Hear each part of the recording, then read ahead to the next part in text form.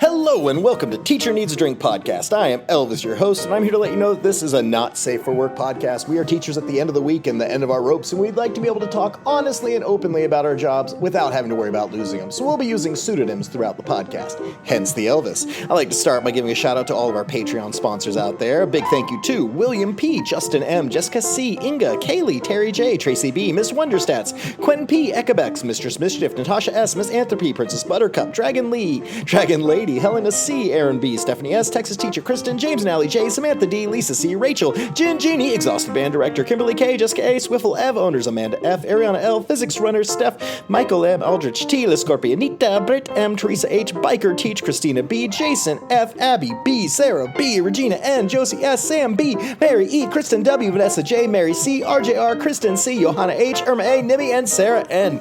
Big thank you to all of them. And you too can become one of our patrons for as little as $5 a month.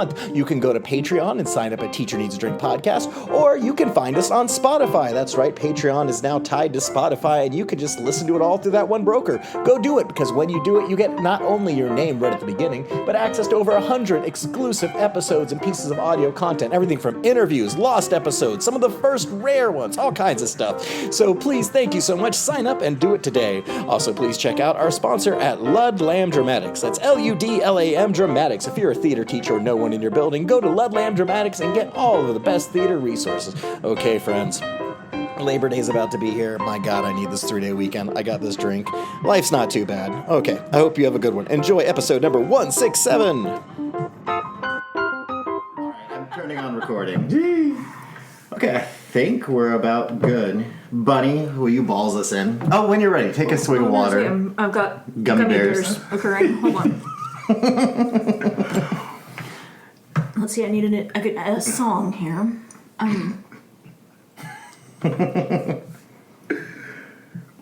have a funny story for y'all, too, about someone recognizing your podcast. Oh, really? You listen to it? You're like, yeah. I was like, oh, man, this is great. Kind of a thing.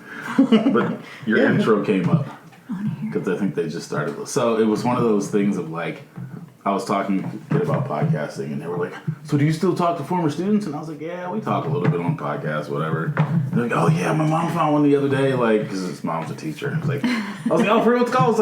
It's like drinking teachers. And I was like, well, that sounds pretty cool. And they were like, no. And I was like, I don't know. I was like, look on your phone. He was like, I forgot. So he texted his mom. She was like, and he goes, teacher needs a drink. And I was like, oh, man, I heard of that podcast. I listened to it. He goes, oh, it's hilarious. He goes, all right, so I listened to this episode the other day, and like, as soon as the episode starts, there's someone going, balls, balls, balls, balls, balls, balls. And I was like, really?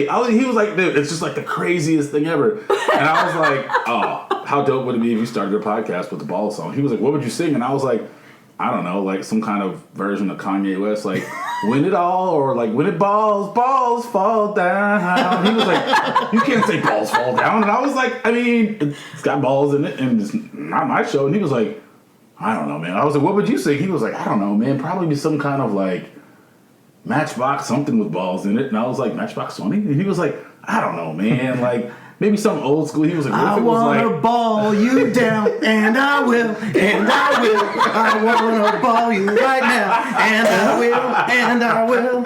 And I was like, yeah, but I mean, it's the balls part. I was like, but like, she only says balls on the intro, and he's like, yeah, but I don't know, man. I gotta find more episodes because I think she does it a lot. And I was like, wow, that's like awesome. He was like, that's so creative, and I was like, oh, okay. That'll be your like randomly on like the 8th day of school, and I was like, all right, well, look at y'all. Well, welcome to Teacher Needs a Drink podcast. I am Elvis, your host, and today I am joined at my dining room table by Mr. Count Chocolate. Hello, what a lovely table and lovely guest. I'm glad to be here. And also across from me, I have Miss Bunny O'Hare. Hey, Elvis. Hey, folks. Oh, man. It is the beginning of the year, but it's not Labor Day yet. It's not. And it feels like months have gone by. Like, I'm looking across, and I've got my daughter's, like, school lunch menu, and I always cross off the day after it comes by so it's easier to figure out if she wants to buy lunch at school or not. And the fact that we've almost had 3 weeks of school, it just kind of boggles my mind, because I'm just not mentally there. I'm like, didn't we just have in-service yesterday? Didn't we just have convocation? It's like when that first round of 6-week test or 6-week report cards come out, I'm like, what? We're there already? What? And I'm just not there. I'm not ready. I'm not here. I remember last time we talked, you guys were like, oh, this school year needs to hurry up and get moving. I'm like, oh, fuck. I'm just not there. I'm not in teaching mode yet. I believe I will be again at some point, but I feel like one of those old cars that have just been running for a long time, and you finally shut it down, and then you go to start it back up. It's like, nah, I'm done. And that's kind of me. Like, I had summer, I had some down. Like, I've been teaching all summer, but right now, no. But how's it going for you? Count? What's going on? You know, we're 3 weeks in as well, and it's going very well. I think the extreme heat has something to do with how long it feels like the year has been already. Because every day you're pushing in the mid 100s, or not mid 100s, anywhere between 100 and 110. And this Texas heat is it doesn't care. Like, it doesn't care about any of you or your feelings. So, but the kids are back in school and they're not wearing a whole lot of clothes. That's been like a conversation on the announcements multiple days. Like, please cover up, and then they'll just leave it at that. And not to give any specifics, but yeah, the shorts keep getting shorter on our entire population. Whole lot of cheeks hanging out. Not just cheeks, but there's a lot hanging. Like, I don't know. I don't know if it's a this generation thing or if it's just that hot. The boys have been wearing the short shorts too, and every now and then a soldier might just fall out of line. But it's the weird thing, because I know when my son was in middle school, like, I'd drive past the bus stop, and there'd be like, it would be cold outside. It would be like 20 degrees. It'd be freezing, and there'd be some kids standing out there in a t-shirt and shorts, and like, okay. And now it's hot. I see kids with like a full hoodie. They're wearing long pants down to their ankle. I'm just like, what's wrong with you? You're dressing for the wrong season each time. That is the thing that trips me out too, because we do have kids that barely wear enough to cover everything on campus. And then we get the ones in the long pants and the hoodie, and I'm like, fam, it's 105 out. He was like, oh man, that's just how I roll. Like, but what if you end up dying walking from the big building to the small building? Like, it's hot out there. It is so hot, like, relentless. The sun is relentless. Texas heat does not care. That's what I've just been telling students. But hoodies, hat. I've seen like skull caps. I've seen thick knit hats. I've got some girls that wear hats that crochet, but it doesn't look like it breathes much under there. I don't know. It's just so hot. The only thing I can say is it's for those kids who don't have to leave a building at any point. Like, they get in at 8 in the morning, and then at 4 they have like the walk to the bus, or their mom picking them up, or whatever's going on. That's it. There was a brief period where I went to school in Florida, and they had all outdoor, like, it was like there were covered sidewalks, and the buildings were almost like a motel. Mm-hmm. Like, door opened up to outside, and so like you walk up to the school and you go in. There wasn't hallways; it was just outside, and I can't imagine doing that now, especially in the Florida humidity at 110. And all those friends in Niceville, yeesh! I'm sure they have like fans now going. But we got off track, Bunny. How are you doing? What's going on with you? I'm doing okay. School year is off to a pretty decent start, except for this godforsaken war crime weather we're having. Moving classrooms, like unpacking and packing, and like moving into a new building and a new classroom when it's 109 degrees outside. Like, I don't know what we did to anger God, but the entire state of Texas has, lost its entire mind. And I think it's getting to the students too, because these children are exhibiting some behaviors that I'm just like, what? Why? Like, just the heat is. They've done studies, like, in places with hotter climates, the crime rate goes up, and like during the summer, the crime rate goes up, and then in the winter, when things cool down, people settle down. The weather is making the children crazy, but this too shall pass. We're going to get a nice little cool front next week that'll knock us down into the upper 90s. But that makes such a difference. Woo! When you go from 110 to 95, that's enough. Like, I'm going for a walk. Right? It really does. I'll move. I'll sweat, I'll do it. But I was even thinking the other day, I'm like, okay, global warming, things are going to be hotter than this. They're saying our winter might even be more intense. And I was like, okay, well, I can handle that. But, man, maybe I need to sell my house, get out of here before it's too hot to live in Texas anymore. It's like, sorry, man, it's just 120 out there. But But then again, people live in Phoenix, Arizona all the time, and They hit it's hot as hell. 128 last week. Fuck that, right? That's a hard no. Hard no. Well, you see those, like, the cake or whatever from H-E-B, like, I'm sorry for what I said when it was 109 degrees outside. Yes. But I've heard so many stories about kids just getting pissed off and having fights now. It's like, yeah, everyone's pissed, and they're probably getting neglected a bit at home because their parents are too damn tired and too burned out to deal with them or anything. Like, sorry, kid, it was 110 outside. Ice cream didn't make it, so, yeah, we're not eating anything today. I mean, it's bad stuff. But let's move on. Let's go ahead and we're going to take a letter from the mailbag. We haven't done one of these in a while, and I've got a couple. I'll save one for this week and one for next week. This one is from Miss Lizzie. And Miss Lizzie wrote into Teacher Needs a Drink podcast via the contact form on our website, and she says, "Today was one of the hard days. I teach an elementary arts class, and it's normal for the self-contained class to push in with the general education class. During the lesson, everything was going great, then one of the students from the inclusion class bear hugged me. At first it was sweet, but when I asked them to let go, after a while, they squeezed so tight it hurt. I luckily rolled out of it, and they grabbed my arm before I could get away, and kept twisting my arm. I am a petite teacher, so it hurt really bad as the kid is bigger and stronger than I am. I kept telling them, 'You're hurting me,' and to please stop, and they just laughed and kept doing it. It finally took the parapro that comes in with their class to get them off me, as I couldn't get them off by myself. Needless to say, I and the rest of the class were very rattled. I love my kids in this job, but it's hard to be motivated to show up when things like this happen." Oh, sweet Miss Lizzie. Sucks. I'm not laughing at your pain. It's just the... Like, where do you even start? It's where to start. I'm curious how many kids are in the inclusion class that come with them, and that's one of those where if that happens once, you need to probably communicate to the para as soon as possible, or at least have some kind of code or something like, "Hey, help, come off." And now that this has happened, you need to make sure that you document this, that you talk to admin and let them know this happened, and even let them know that, hey, I have bruises on my arm, or such and such happened because of this, so that they can address it, or they can make sure the para understands, or if it's needed, they can have a second para that's one-on-one with a student who's a little bit physical. Count, what do you think about all this? Yeah, I think you definitely have to make sure that gets reported. Not necessarily for any kind of disciplinary consequence, but to help cover yourself. Mm-hmm. And in case there is another incident, you can show that there has been a pattern. And the hope is also that, I don't think the student meant any harm, but he also didn't respond to the adult's directives of stopping or of you're hurting me, that kind of a thing.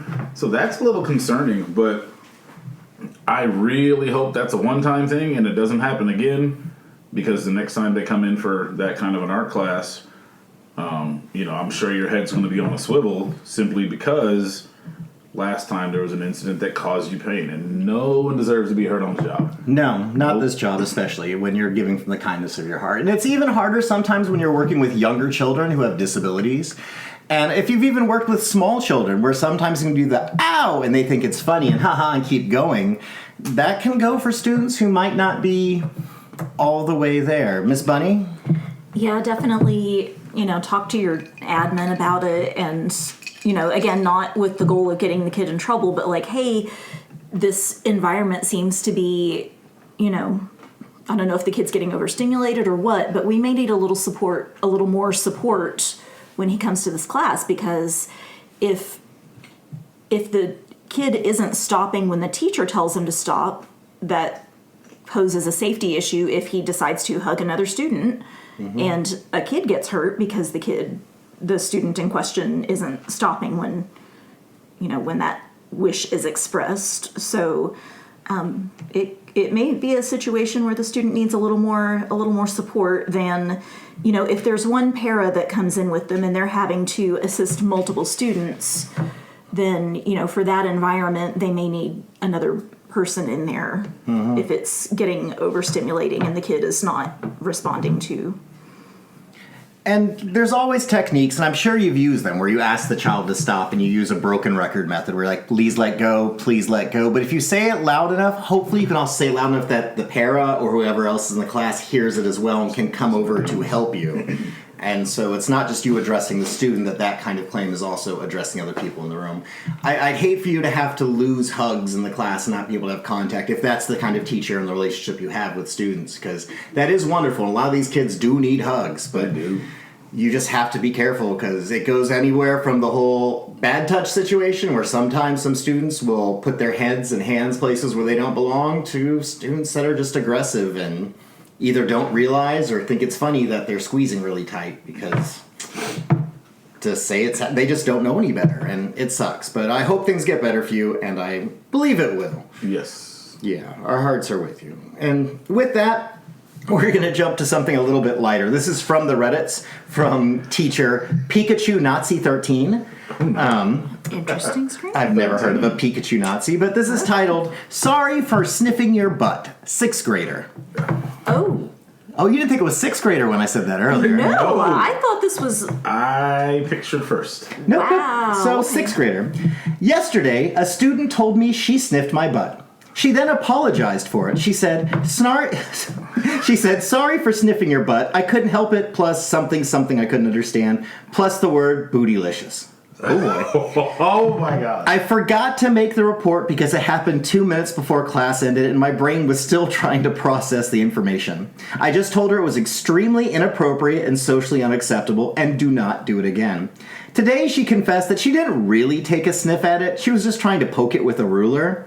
It's my first year teaching middle school, but that same day earlier, I had another female student trying to poke my butt with a mechanical pencil. Is this normal behavior for 6th graders? I am a male teacher. Uh-oh.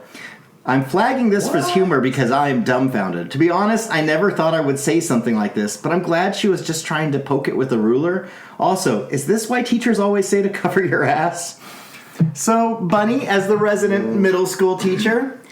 Absolutely not normal, and you need to get your admin looped in on this situation ASAP, because it sounds like there are some significant personal bubble boundary violations occurring, and you do not want that to come back and bite you in said butt. So if it's a case where, like, if the girl used the word bootylicious, if the kids think that you're like the cute young new teacher or something, then you don't want to open,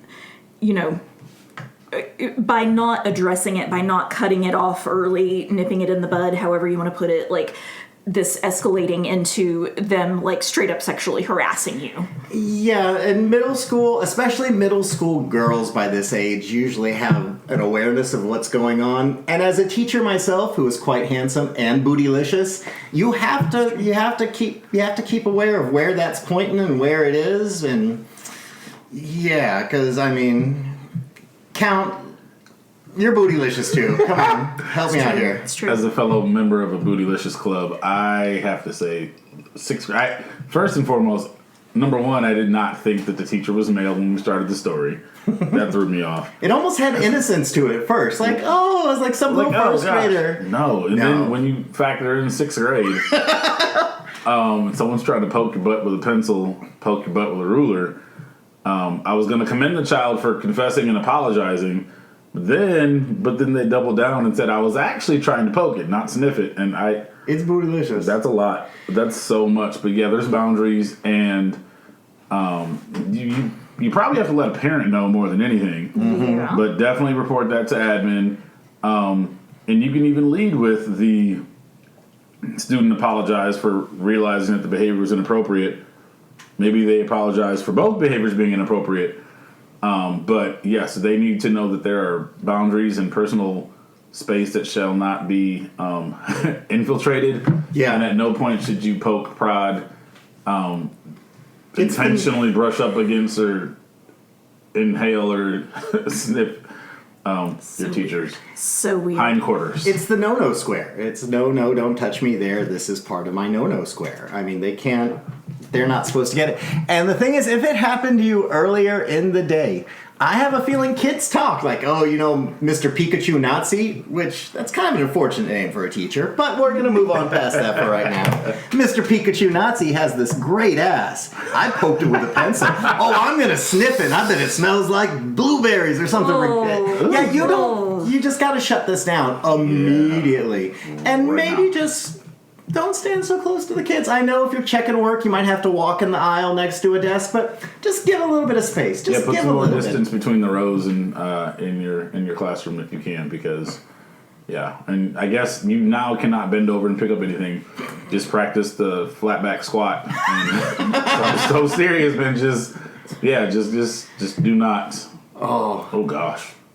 It's taking me back to that photo where, like, parents were upset because a teacher had a butt at school. Like, what was she supposed to do? Leave it at home? Right? It's like, she was wearing She wore jeans, and they showed off her figure. Like, I'm sorry, was she supposed to wear JNCOs? Yeah, I mean, and just, or elephant ear type pants? What are we doing here? Some of us have nice bodies, and we can't apologize for it. We can't. It's Nor should you have to. Like, know. we need to be teaching these children some freaking self-restraint and common sense and manners. And if you start victim blaming, it's like, because he was wearing those shorts, or oh my gosh, well, she has breasts. Well, what was she supposed to do? Leave them at home? Can't leave them at home, folks. Sorry. Yeah.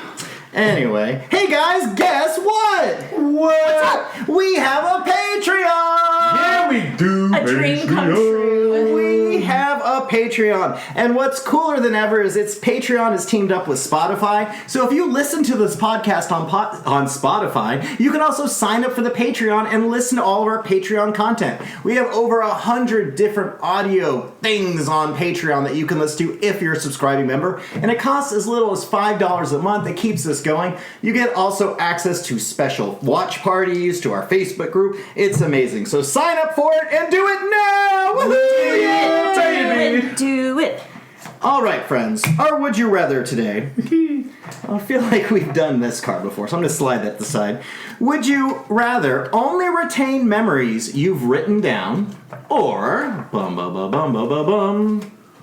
be known as the Foot Sniffer? Once again, would you rather only retain memories you've written down, or be known as the Foot Sniffer? I'm imagining it's far and wide, the people who meet you, you're the Foot Sniffer. I'm kind of stuck on this. I have a shitty memory anyway, and it's mostly because I've just blocked out as much as I could. And I do journal, but I don't want to write down every single good thing that happens in the moment, every instance of love, every instance of happiness.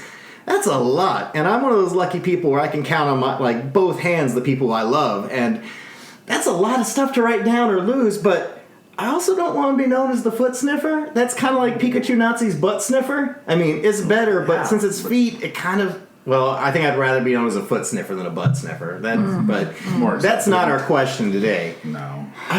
I think I'm going to have to go with only retain memories I've written down, and I'm going to have to get some audio transcribing equipment or something just to keep it going. Everyone who's with me is on the record, apparently. Count, what about you?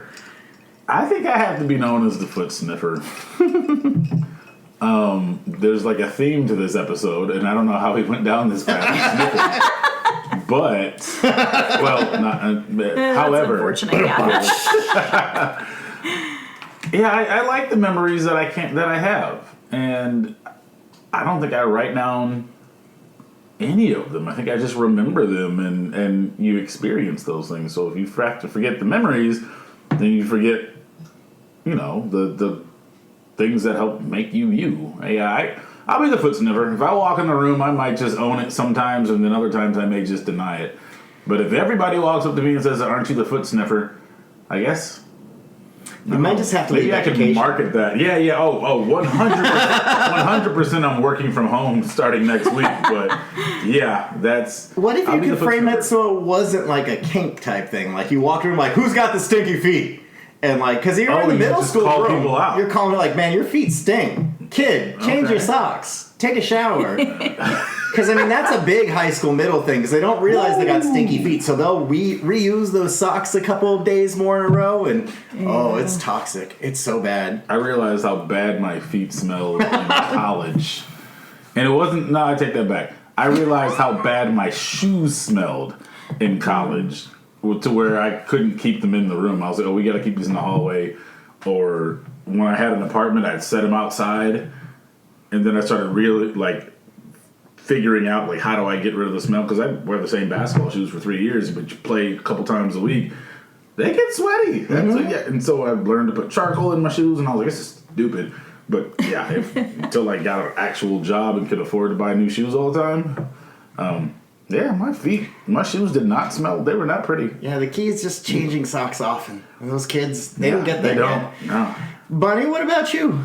I think I am going to have to reluctantly be known as the foot sniffer because I don't see how one can function like.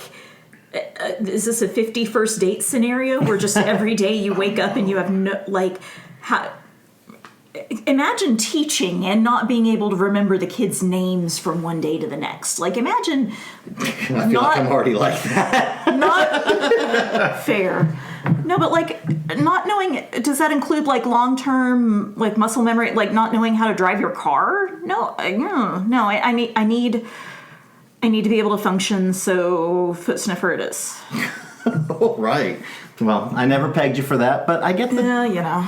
I don't want to lose things. I got Full some good surprises. memories. I lose memories already. Like, I was going through my phone the other day and looking at pictures. I was like, what's this? And it was a video of, like, me and my son and everyone driving through Sequoia Park with the huge trees. And me just, look at the trees! Look at the trees! Like, we're driving by. I was like, I forgot how fucking excited I was about that. I was sober, too. I'd hate to lose that memory. So... Yeah.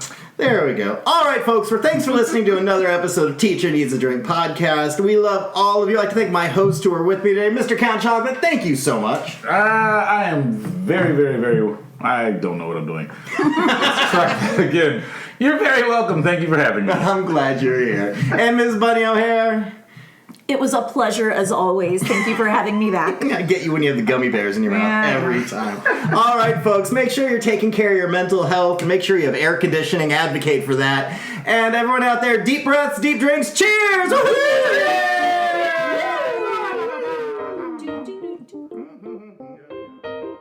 All right, folks, thanks for joining us for another episode of Teacher Needs a Drink podcast. I'd like to thank my hosts who are with me today, Count Chocolate and Miss Bunny O'Hare.